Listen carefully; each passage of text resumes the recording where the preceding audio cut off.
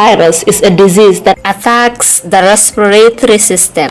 The symptoms of COVID-19 are fever, tiredness, dry cough, shortness of breath, headache, sore throat.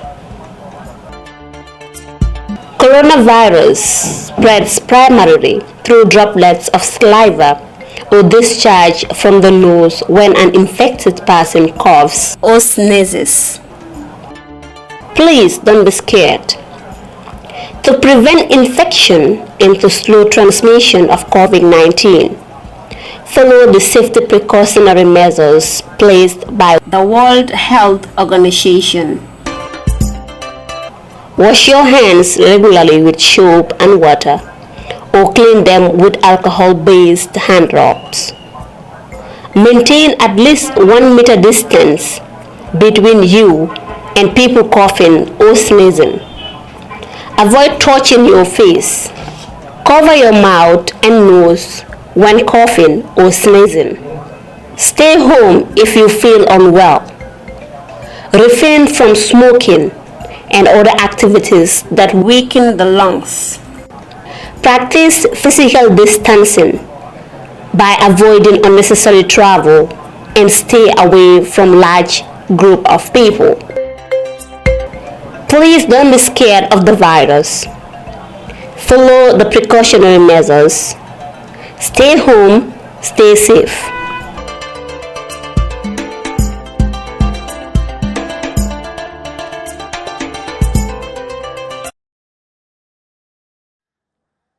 Once again, thank you for coming. And also we are thanking you for the time and energy you have been using to attend this daily press briefing on COVID-19. This session today is the 46th National Situation Report, which is going to be given to you in a form of press release by the Honorable Minister of Health, Honorable Ahmed Lamin Samate. It's going to be done on his behalf by the Acting Director of Health Service, Dr. Mustafa Bite. We also have a statement from the Permanent Secretary, Minister of Finance and Economic Affairs, Mr. Bouassedi, who will also give you an update with regards to expenditure on financing of COVID-19. So, on that note, without wasting much of your time, I now invite Dr. Bite to come and give a statement on behalf of Dr. Ahmed Lamin Samata.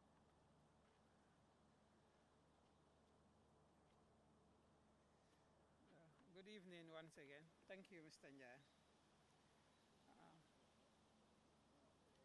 So this is the 46th National Situation Report since confirmation of the first case of the novel coronavirus disease in the Gambia on the 17th of March 2020. Two new laboratory confirmed cases have been registered, bringing the total number of cases confirmed in the country to 20. One of the two cases is the first case registered in Western Tourism. Both cases are in their 20s, but were taken into quarantine in different circumstances. While one has been in quarantine for being a close contact of the 11th case, the other was taken into quarantine on account of recently returning to the country from Senegal. One of the previously reported probable cases has tested negative after being resampled. He is still required to complete his mandatory quarantine period. Out of a total of 77 test results received, 75 were negative and 2 tested positive for COVID-19. Whereas 5 persons were newly taken into quarantine, 3 from CRR and 2 from Serekunda, all close contacts of confirmed cases. 6 people were discharged after testing negative for COVID-19 upon completion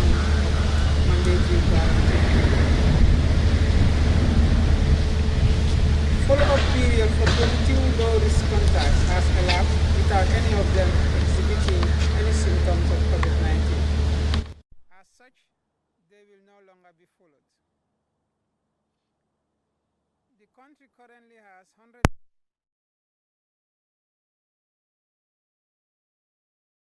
probable cases. A total of 1,106 tests were conducted and 20 are positive. 329 people completed quarantine, 735 contacts traced, and 210 people completed follow-up. Globally, since the 31st December 2019 and as of 7 May 2020, a total of 3,913,378 cases of COVID-19 have been reported. Of these, 270,421 deaths were registered, and 1,340,962 recovered. Senegal recorded 1,492 cases, 562 recoveries, and 13 deaths. On coordination, daily coordination meetings are ongoing.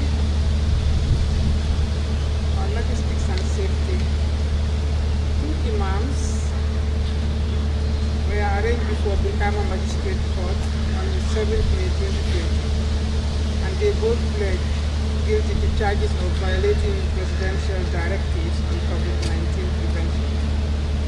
Both were fined a sum of $2,000 each in default to serve 1 month imprisonment. Banjul Task Force arrested a group of 10 boys from Banjul Beach who were found gambling and not adhering to WHO guidelines on social distancing.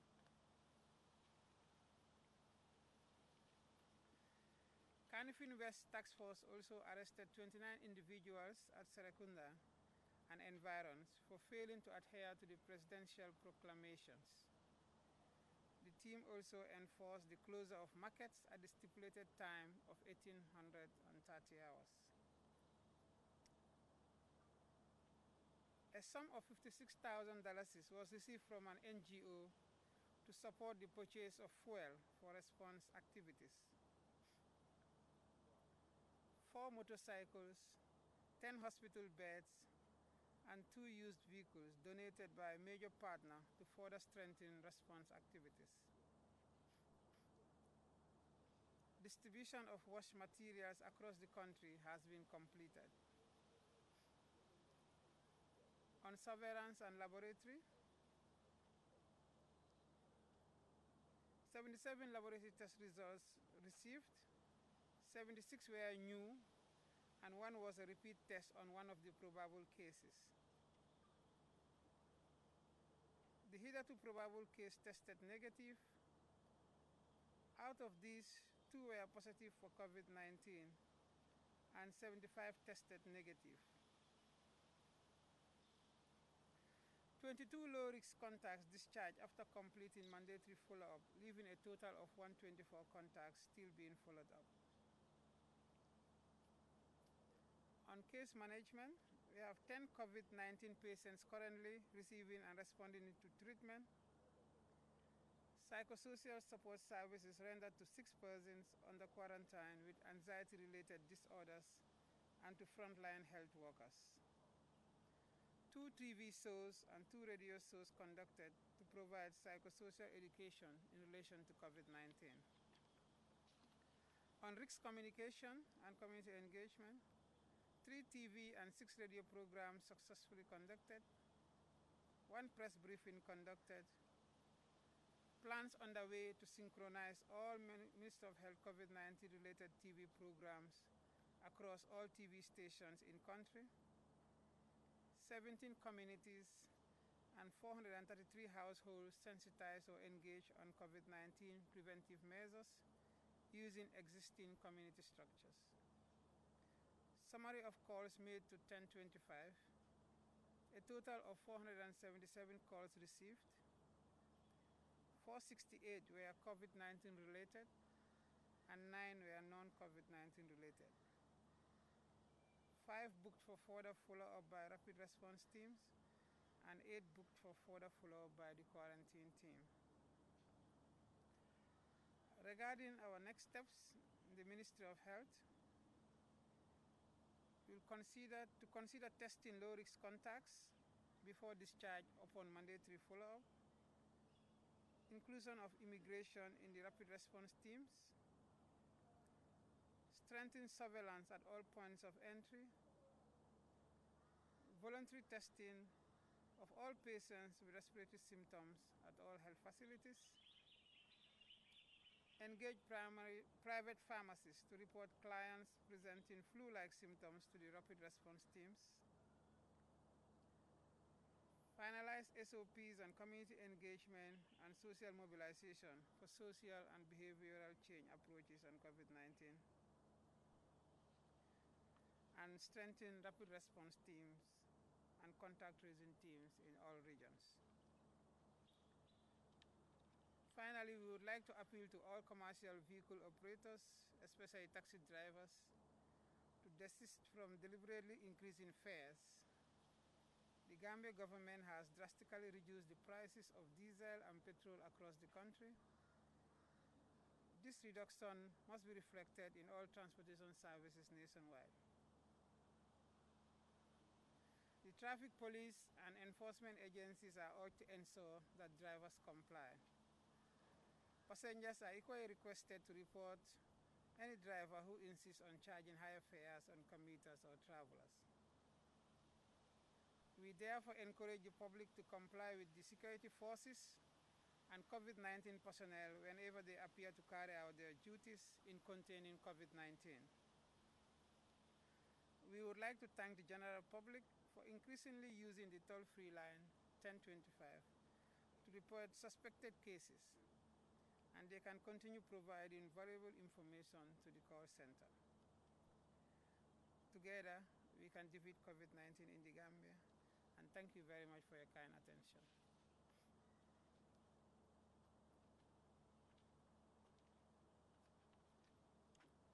Thank you, Dr. Bidin.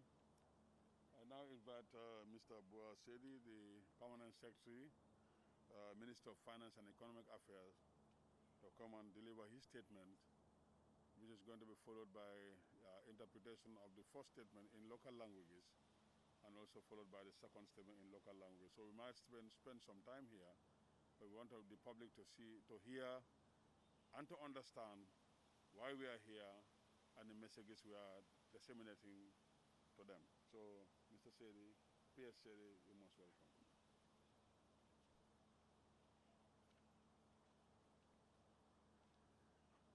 Thank you, Mr. Njai. Good evening, ladies and gentlemen of the press.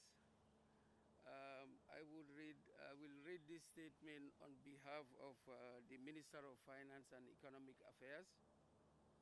And the statement reads, fellow Gambians and friends of the Gambia, I wish to start these remarks to thank all the frontline workers from the Ministry of Health and its satellite agencies, as well as volunteers from other organizations such as the Gambia Red Cross and other civil society, as well as community-based organizations for their sacrifice and dedication, as well as the enormous risk they take to protect all of us from the deadly COVID-19 virus. As you have already heard from the periodic updates from the Ministry of Health, the development surrounding the situation of the virus in the country is changing rapidly.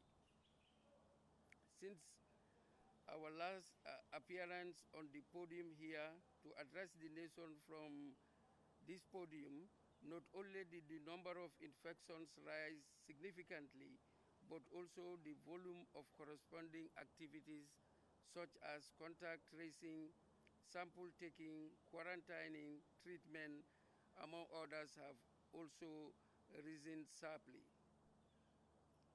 Correspondingly, the disbursement of funds from the Ministry to the Ministry of Health, which is the spending authority on all COVID-related matters, has also increased.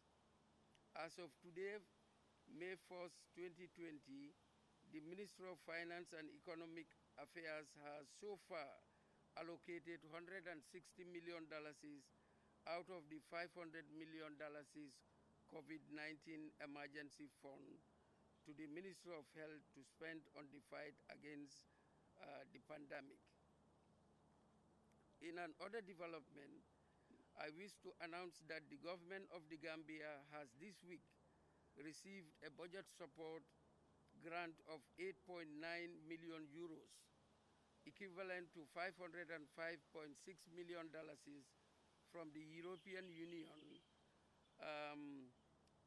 for budget support.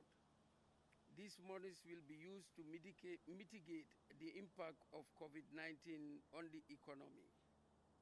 In conclusion, I wish to reassure the public that as far as the management of COVID-19 funds are concerned, the Ministry of Finance and the government by extension will continue to act in the best interest of the public at all times. Thank you for your attention.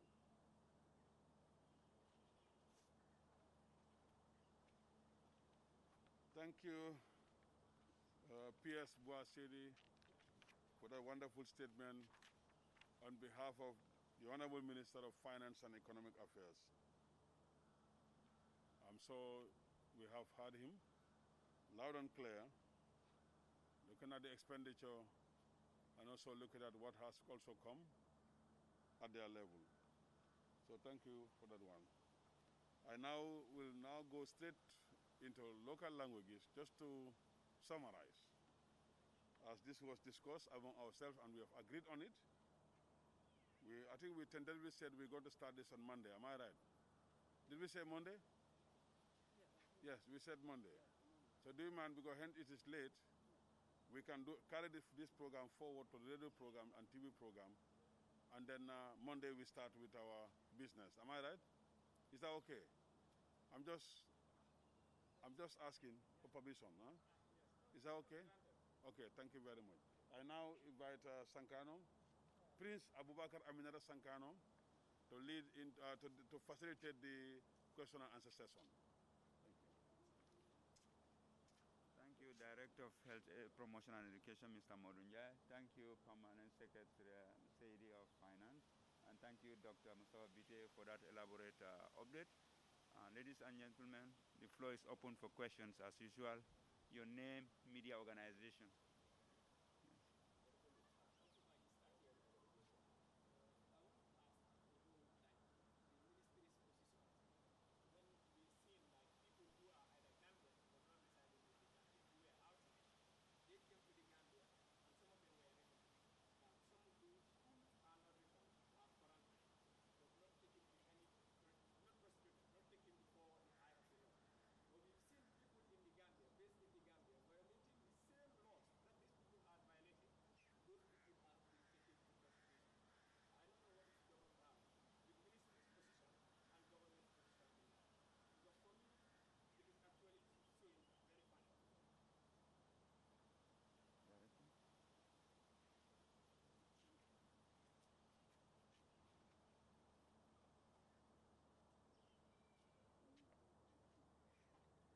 So thank you very much.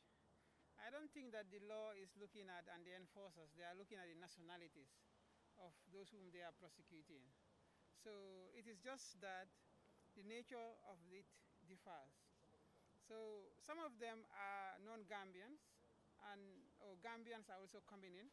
So when they come in, we take them on board and put them under quarantine. Sometimes they come with their non-Gambians who are residents, and some of them are returned, and some who are having families here, or we think, they are kept here and they do their quarantine, then they go back to their families. Some of them, like for example, one of the confirmed cases, for example, the family, the wife, the kids, they are all here, and so after the process is treated well, he's going to go back to his family. So I don't think the law is looking at whether you're a Gambian or a non-Gambian. That's not looked at all. I think it's just the nature of the crimes, and there are a lot of Gambians who are not doing social distancing, but it has to start somewhere. So it cannot be like you have to do it retrospectively, So it has to start somewhere, and then you have to go ahead. But we are not looking at nationalities in this.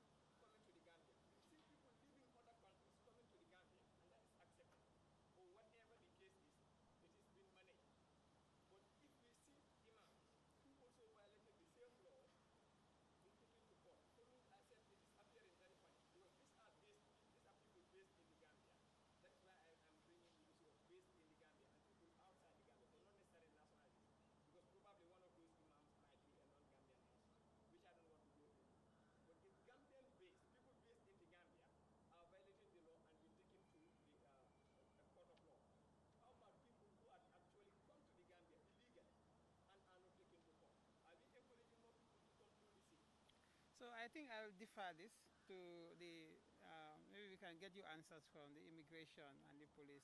But I think that the law is the law, and it will not look at any of those, whether nationalities or all that. Thank you. Oh, that's another question. Maybe you can move it so that the camera perspective, you can be looking at this. It's better like that because bending the neck and other things. Maybe you can move on the other side and ask this. It's better to be on the POV, yeah? Go ahead, thank you.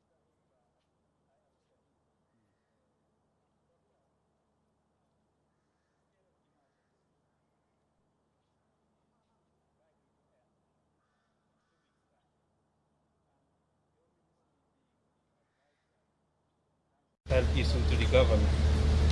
Looking at the number of cases right now, 10 active cases, what is likely to happen with the case of state of emergency in 2 weeks' time?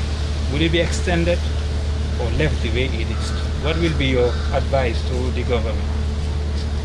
So the other question I have is about the mass sample collection you conducted in Bakau for about 2 days.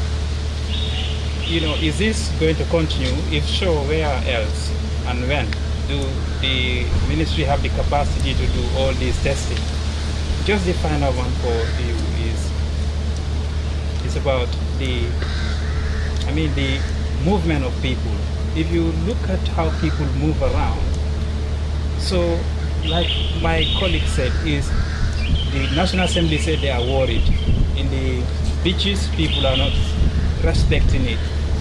And in April, the ministry said by at least mid of April, the government may likely have its own testing lab. Is it going to be just MRC testing for the Gambia for the rest of the period? How far in the strengthening of health facilities? So just a quick one to PS. PS, the statement you read here is dated back some 8 days ago, May 1st. So since then, has there been some changes? Secondly, we know the EU, committed some money for the Gambia. How much is already in the source of the Gambia? Thank you. With the last question, then Director can. Yeah, the last question, PS. Okay, thank you. Yes, the allocations that we make to the Ministry of Health is based on need. Like I said, 160 million has been released for use by the Ministry of Health. Of that, the Accountant General keeps record of how much is being used based on requests to take care of the COVID-related expenditures, because this is a disease that is still unraveling. And the report just read by the Director of Health indicates that the number of cases are increasing, which means the need for resources also will be on the increase. The number of quarantined people is increasing, meaning expenditure in terms of hotel accommodation, food, and related expenses are also increasing. The consumable supplies also would be increasing. So we are expecting, and we've seen that trend. In terms of actual expenses, it's also picking up. And the Minister of Finance stands to provide resources as and when it is needed. With regards to EU support to the Gambia, these are monies that the European Union pledged to assist the Gambia as budget support monies. And those monies are to be dispersed periodically as arranged in the program with the fund. But the reason why they are now increasing it is because of the situation on the ground. The coronavirus pandemic is having an impact not only on health, on lives, but also on livelihoods, meaning it is having an impact on the economy and people's livelihood too. What that means is that people who were not vulnerable before this coronavirus pandemic are now vulnerable. So these monies, that's why the EU is increasing the amount of disbursement to the country so that we can use that as budget support to relieve the pain on businesses and people and mitigate the impact on the economy.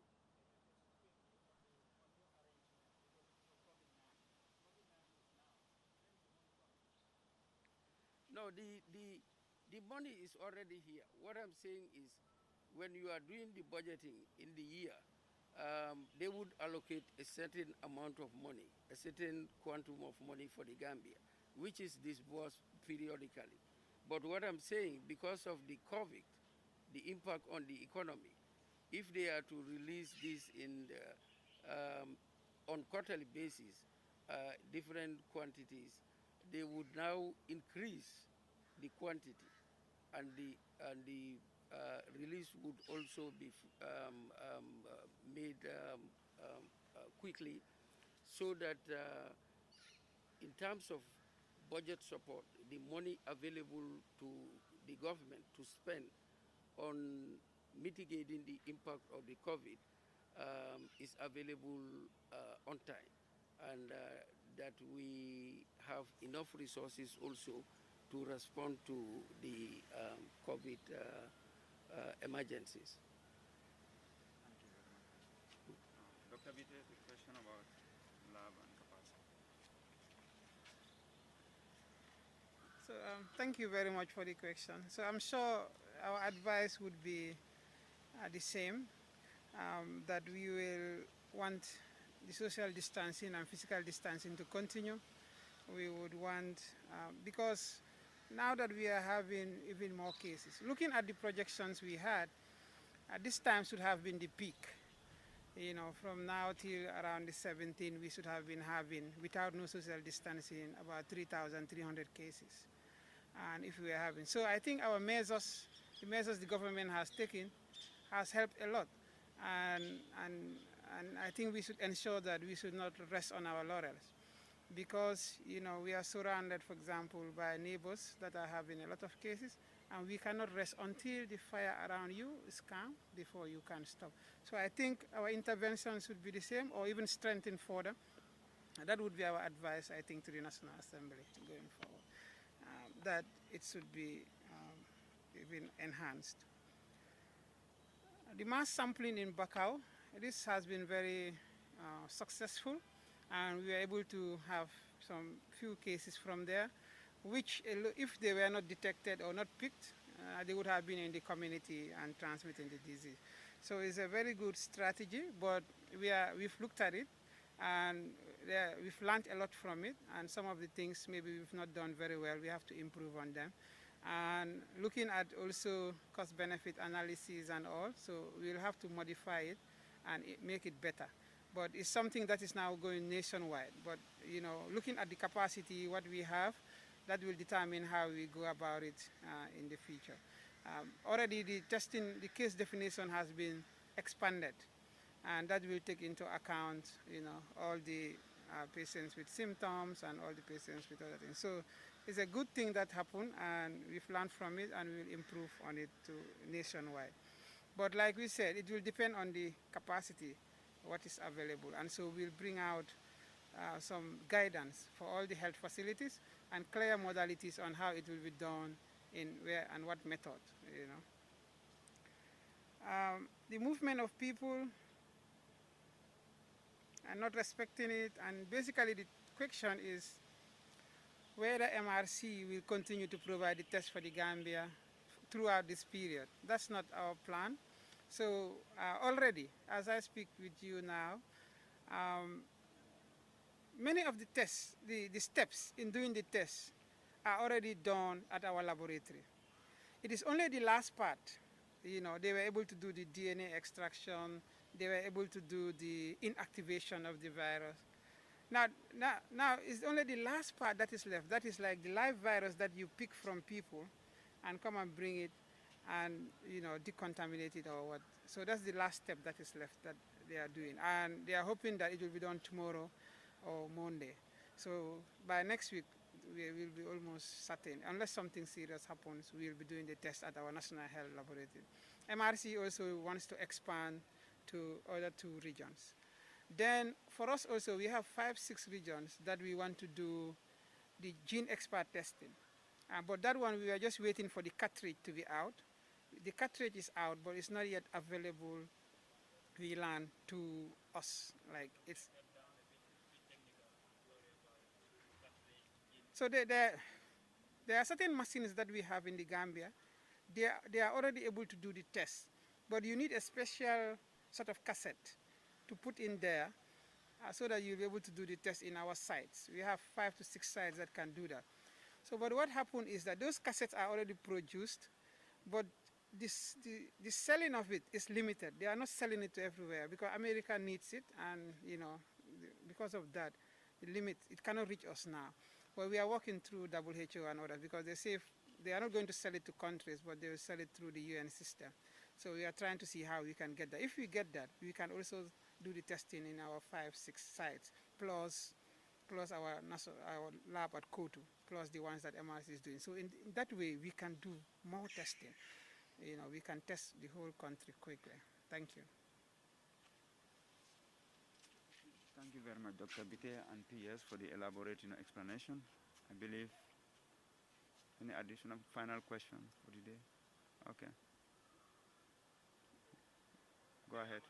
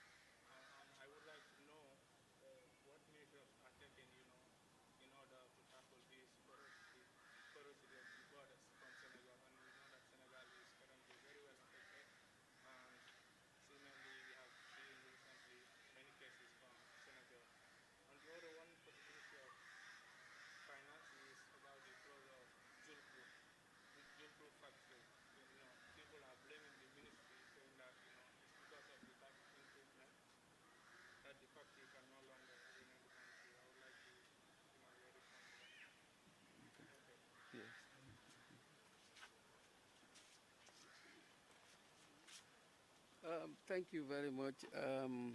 The closure of Julbru, I don't think that's a fair assessment, and also laid the blame on the doorsteps of the Ministry of Finance.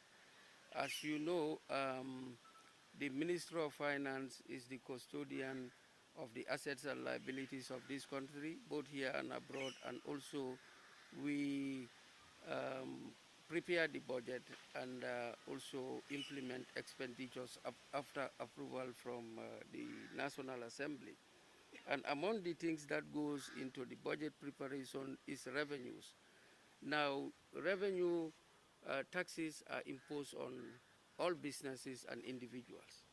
If the ministry feels that we need to increase revenue, it's not targeted at any business or individual. This is done for all businesses and private individuals in the country.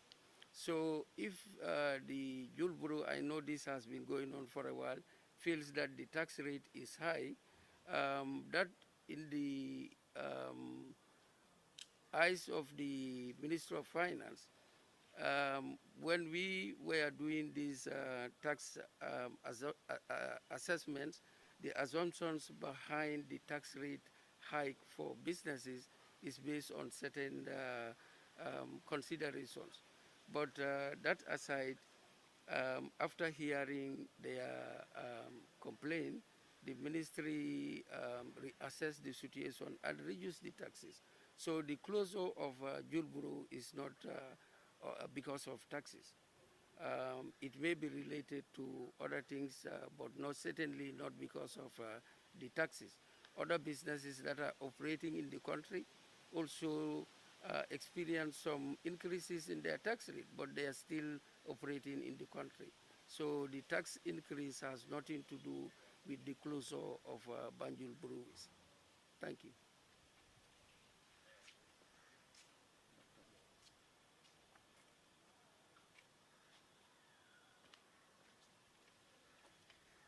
So thank you very much. For the two cases, one of them was the contact of the 11 case. That's the one who came through Farafenye and in London and all. Both of them are Senegalese, I just confirmed. So, but one of them stays in the same compound with the contact 11 case. And then the second one entered here 20th April. He's a fisherman, and so entered the country. But what is good is that both of them, through our system, were in quarantine. And so they were tested and they are positive. Thank you. Sorry?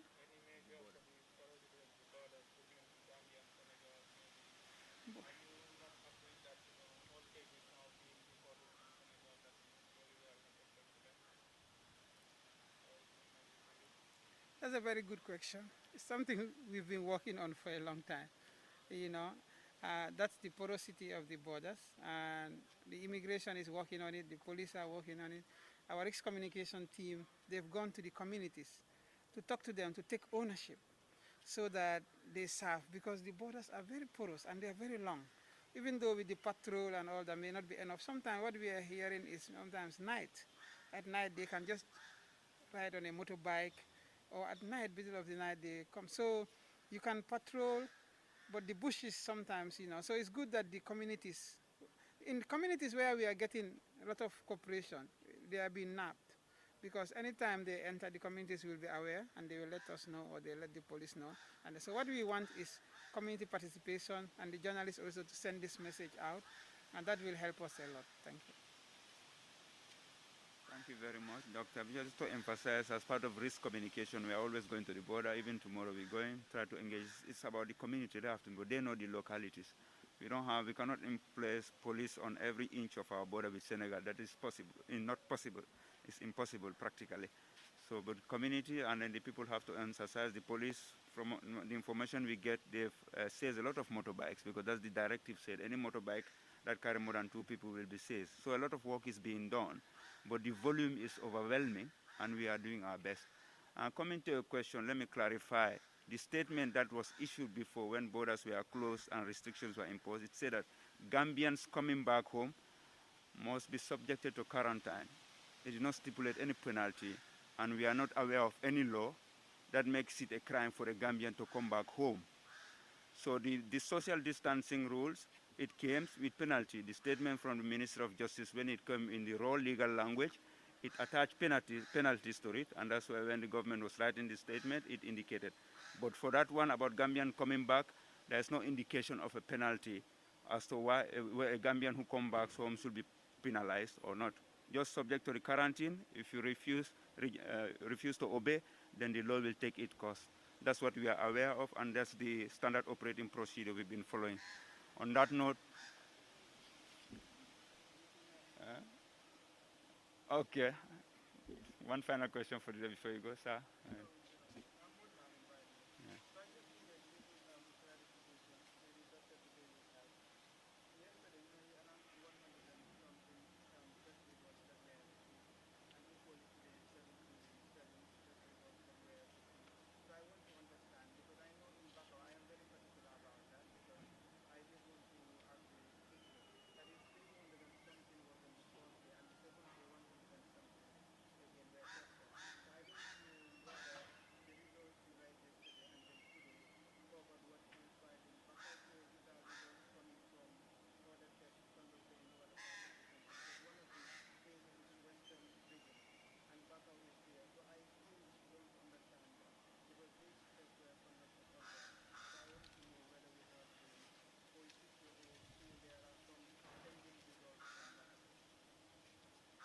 Thank you.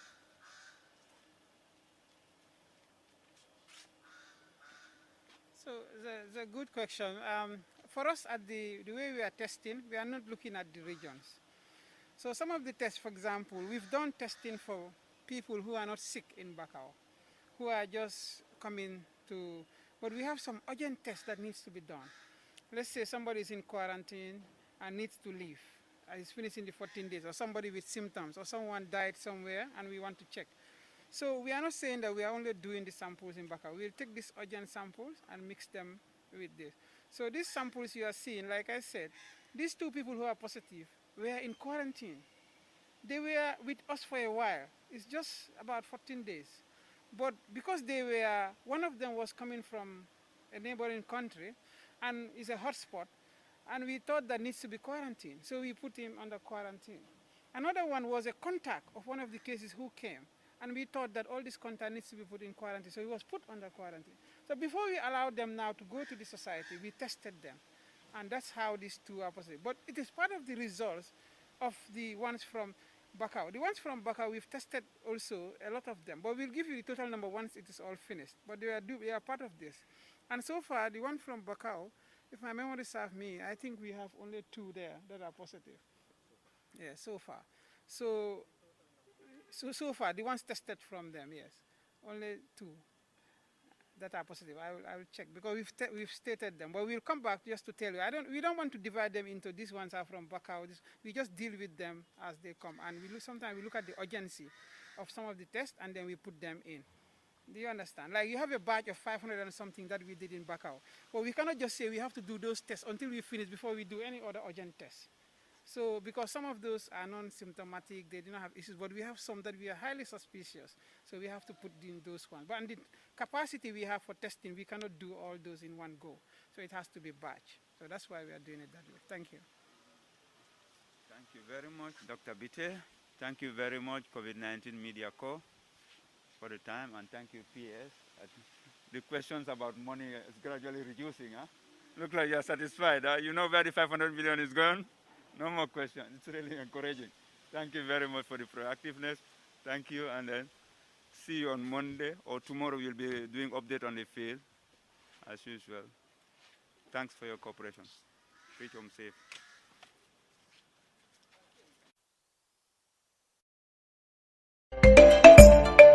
Coronavirus exists. Coronavirus is a disease that attacks the respiratory system. The symptoms of COVID-19 are fever, tiredness, dry cough, shortness of breath, headache, sore throat. Coronavirus spreads primarily through droplets of saliva or discharge from the nose when an infected person coughs or sneezes. Please don't be scared. To prevent infection and to slow transmission of COVID-19, follow the safety precautionary measures placed by the World Health Organization. Wash your hands regularly with soap and water, or clean them with alcohol-based hand rubs.